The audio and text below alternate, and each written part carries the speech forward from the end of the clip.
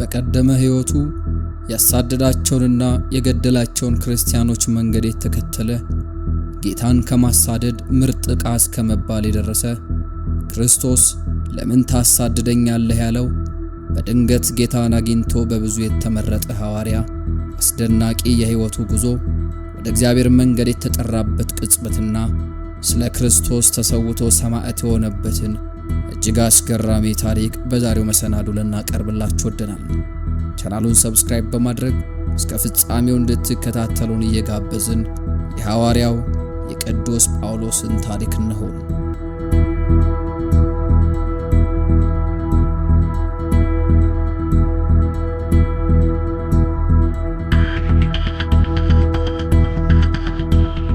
ሳውል በብሉይ ኪዳን የወጣለት ዕብራዊ ስሙ ሲሆን ጳውሎስ ደግሞ በሐዲስ ኪዳን የወጣለት ነው። ትርጉሙም ደግሞ ብርሃን ማለት ነው።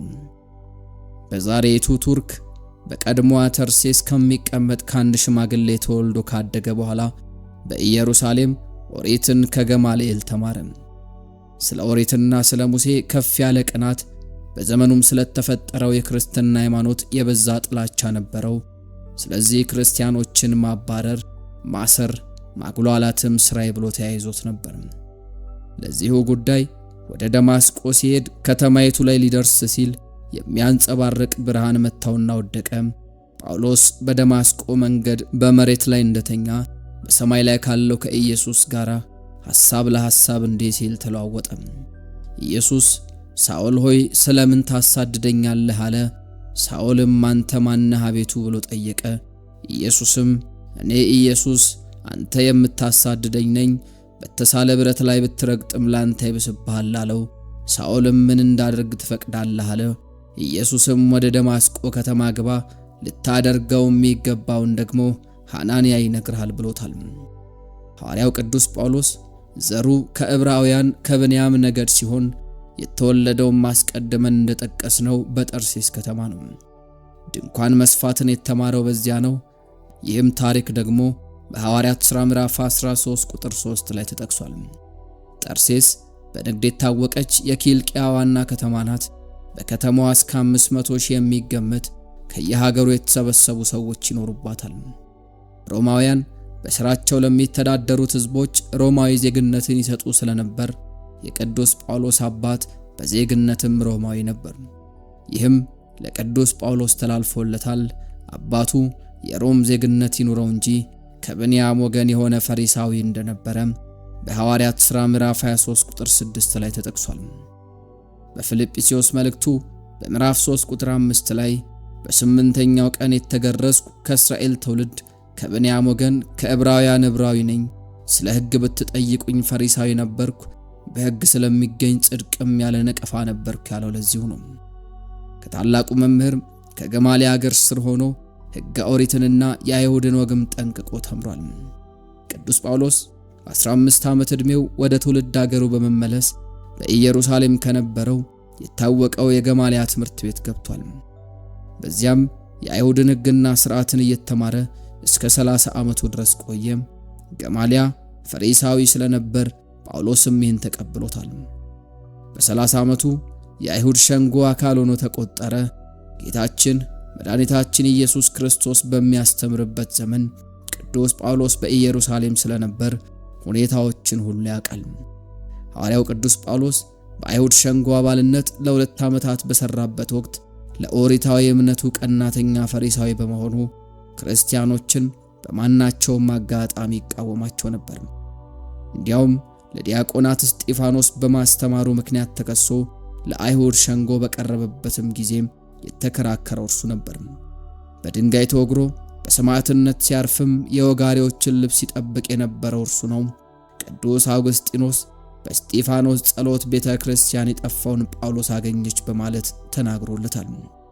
በ32 ዓመት ዕድሜው ከኢየሩሳሌም 223 ኪሎ ሜትር ርቀት በስተሰሜን በኩል በምትገኘው የደማስቆ ከተማ ብዙ ክርስቲያኖች መኖራቸውን ሲሰማ ወደ ሊቀ ካህናቱ ቀርቦ ክርስቲያኖችን ለማጥፋት የሚያስችለውን የፈቃድ ደብዳቤ አገኘ።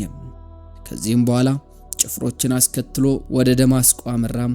ሐዋርያው ጳውሎስ ወደ ከተማዋ ለመድረስ ጥቂት ሲቀረው ነበር ከሰማይ የወረደው ብርሃን አካባቢውን ያለበሰውና ሳኦል ሳኦል ለምን ታሳድደኛለህ የሚለውን ድምፅ የሰማው። ሐዋርያው ጳውሎስም ጌታ ሆይ አንተ ማነህ ብሎ ጠየቀ። ኢየሱስም አንተ የምታሳድደኝ እኔ የናዝሬቱ ኢየሱስ ነኝ፣ የመውጊያውን ብረት ብትቃወም ላንተ ይብስብሃል ሲል ኢየሱስ ክርስቶስ ተናገረው። ያን ጊዜም በወደቀበት ሆኖ እየተንቀጠቀጠ ጌታ ሆይ ምን አደርግ ዘንድ ትወዳለህ ሲል ጠየቀ።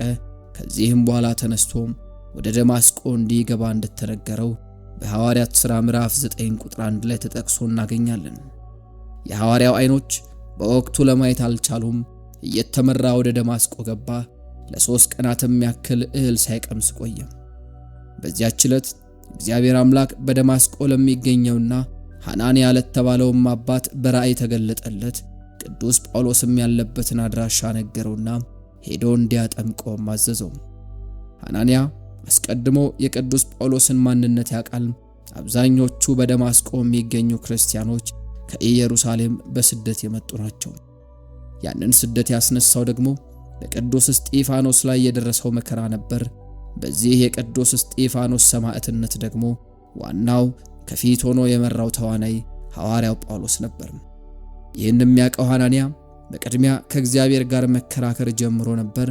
እግዚአብሔር አያውቀው ይመስል ስለ ቅዱስ ጳውሎስም ማስረዳት ጀመረ።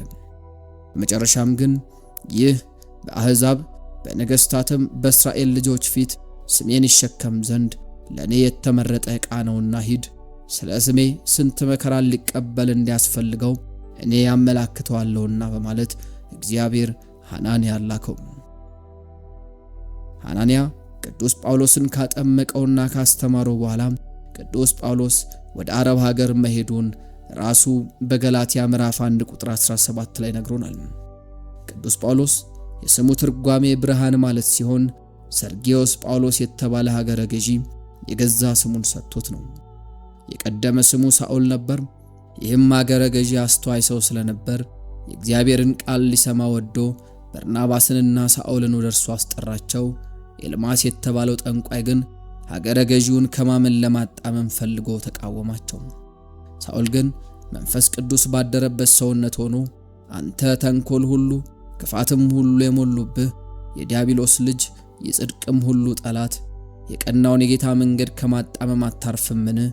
እነሆ የጌታ እጅ ወይም ስልጣን ባንተ ላይ ናት፣ እውርም ትሆናለህ፣ እስከ ጊዜውም ፀሐይን አታያትም አለው። ያን ጊዜም ጭጋግና ጨለማ ወደቀበት፣ በእጁም የሚመራውን እየዞረ ፈለገ። በዚያን ጊዜ ሀገረ ገዢው የተደረገውን ባየበት ወቅት ከጌታ ትምህርትም የተነሳ ተገርሞ አመነ። የጠንቋዩን አይነ ሥጋ በተአምር ሲያጠፉበት የእርሱን ደግሞ አይነ ህሊናውን ሲያበሩለት አይቶ ጳውሎስ ወይም ብርሃን የሚለውን ስም ላንተ ይገባል ብሎ እንደሰጠው በሐዋርያት ሥራ ምዕራፍ 13 ቁጥር 6 ላይ እናገኛለን። ጳውሎስ ማለት ንዋየ ሕሩይ ወይም ደግሞ ምርጥ ዕቃ ማለትም ጭምር ነው። ጌታችን አምላካችን መድኃኒታችን ኢየሱስ ክርስቶስ ስለ ጳውሎስ ለሐናንያ በመሰከረለት ጊዜ ይህ በአሕዛብም በነገሥታትም በእስራኤል ልጆችም ፊት ስሜን ይሸከም ዘንድ ለእኔ የተመረጠ ዕቃ ነውና ሂድ ብሎታል። ምርጥ ዕቃ የተባለው መዶሻ ነው። እርሱም 7 የማዕድን አይነቶችን ቀጥቅጦ አንድ የሚያደርግ ነው። ቅዱስ ጳውሎስም እግዚአብሔርና ሰውና መላእክትን፣ ሕዝብና አሕዛብን፣ ነፍስና ሥጋን አሳርቆ አንድ ያደርጋል። አንድም ምርጥ ዕቃ የተባሉ ወርቅና ብር ናቸው። ወርቅና ብር ለነዋያት ሁሉ ጌጥ እንደሆኑ እርሱም የቤተ ክርስቲያን ጌጥ ነው። አንድም ጳውሎስ ማለት አመስጋኝ፣ ደስታ፣ መዑዝ ነገር የሚናገር የክርስቶስ ልሳን፣ ሰላምና ፍቅር ማለት ነው። ለ3 ዓመታት ያክል በአረቢያ በረሃ ላይ ከቆየ በኋላ ወደ ደማስቆ ከተማ ተመለሰ። በዚያም ከነበሩ አይሁዳውያን መካከልም በፊት ያሳድደው የነበረውን ኢየሱስ ክርስቶስን መስበክ ጀመረ። ከዚያ በፊት በፈሪሳዊነቱ ለአይሁድ ሕግ በነበረው ቅናት የሚታወቀው ጳውሎስ ዛሬ ወንጌል ሲሰብክ በማየታቸው አይሁድ በሱ ላይ ተነሱ። ከዚህም የተነሳ የደማስቆ ክርስቲያኖች በቅርጫት አውርደው ወደ ኢየሩሳሌም ላኩት። ቅዱስ ጳውሎስ ኢየሩሳሌም ሲደርስም 2 ችግሮች ገጥሞት ነበር። የመጀመሪያው አይሁድ ጳውሎስን እንደሚያውቁትና እንደለመዱት ሆኖ ስላላገኙት ሊገድሉት ተነሱ። ሁለተኛው ችግር ደግሞ ክርስቲያኖች የቅዱስ ጳውሎስን መመለስ ሊያምኑ አልቻሉም። በመጨረሻ ግን በርናባስ ወደ ሐዋርያት ዘንድ ወስዶ የጳውሎስን መመለስ በመተረክ እንዲያምኑት አደረጋቸው። ሐዋርያው ቅዱስ ጳውሎስ በኢየሩሳሌም በድፍረት በማስተማሩ አይሁድ ስለተቃወሙት ከተማዋን ትቶ በቂሳሪያ በኩል ወደ ትውልድ አገሩ ጠርሴስ ተመለሰ። ሐዋርያው ቅዱስ ጳውሎስ በጠርሴስ ከተማ ለ9 ዓመታት ቆይቷል። ከኢየሩሳሌም ውጪ የአሕዛብ ከተማ በነበረችውም በአንጾኪያ የክርስትና ሃይማኖት ተስፋፋ። ከኢየሩሳሌም የተሰደዱ ክርስቲያኖች የአንጾኪያን ሕዝብም ተግተው በማስተማራቸው ዝናው እስከ ኢየሩሳሌም ደረሰ። በዚህም ምክንያት በኢየሩሳሌም የነበረው አበው በርናባስም ወደ አንጾኪያ ላከው። በርናባስ የግሪክ ቋንቋ ችሎታ ያለውን ከማንኛውም ሰው ጋር መግባባት የሚችለውን ደግሞም እግዚአብሔር ለአሕዛብ ሐዋርያ እንዲሆን የመረጠው ቅዱስ ጳውሎስን ከጠርሴስ በማምጣት በአንጾኪያ ስራቸውን ጀመሩ። በገላትያ መልእክቱ በምዕራፍ 2 ላይ ራሱ እንደገለጠው ከ14 ዓመት በኋላ ወደ ኢየሩሳሌም ከአንጾኪያ ክርስቲያኖች የሰበሰበውን እርዳታ ይዞ መጣ። በዚህም አይሁድ በአሕዛብ መካከል የነበረውን መለያየት ክርስትና አንድ እንዳደረገው አስመስክሯል። በመጨረሻም በ64 ዓመተ ምህረት ኔሮን በጥጋቡ የሮማ ከተማ ስትቃጠል ምን እንደምትመስል ማየት ፈልጋለሁ ብሎ አቃጠላት። የሮም ሕዝብ በከተማው መቃጠል በማዘኑና በከፍተኛ ደረጃም በማመጹ ነገሩን ሁሉ በክርስቲያኖች ላይ አሳበበ። በዚህም የተነሳ ክርስቲያን የተባለ ሁሉ መሰደድ፣ መሰየፍ፣ መታረድም ዕጣ ፈንታ ሆነ። ሐዋርያው ቅዱስ ጳውሎስም በኒቆጵዮን ከተማ ሲያስተምር በ65 ዓመተ ምህረት ተይዞ ወደ ወህኒ ቤት ገባ። ለ2 ዓመት ከ6 ወር በጨለማ ቤት ታስሮ ከቆየ በኋላ በ74 ዓመት ዕድሜው በሮማ ከተማ በኦስቲያን መንገድ አንገቱ ተሰይፎ በ67 ዓመተ ምህረት ሐምሌ 5 ቀን በሰማዕትነት አረፈ። ክርስቶስን ከማሳደድ ምርጥ ዕቃ እስከመባል ድረስ የደረሰው የሐዋርያው የቅዱስ ጳውሎስን ታሪክ ያስቃኘንበት መሰናዶ የተከታተላችሁትን ይመስል ነበር። እስከ ፍጻሜው በመቆየት ይህንን ታሪክ ስላደመጣችሁ እጅግ አድርገን እናመሰግናለን። ቻናሉን ሰብስክራይብ በማድረግ የቤተሰባችን አካል እንድትሆኑ በአክብሮት እየጋበዝን በቀጣይ በተመሳሳይ ሌሎች መንፈሳዊ ታሪኮች ተመልሰን የምንገናኝ ይሆናል። እስከዚያው ግን በቸር ሰንብቱ።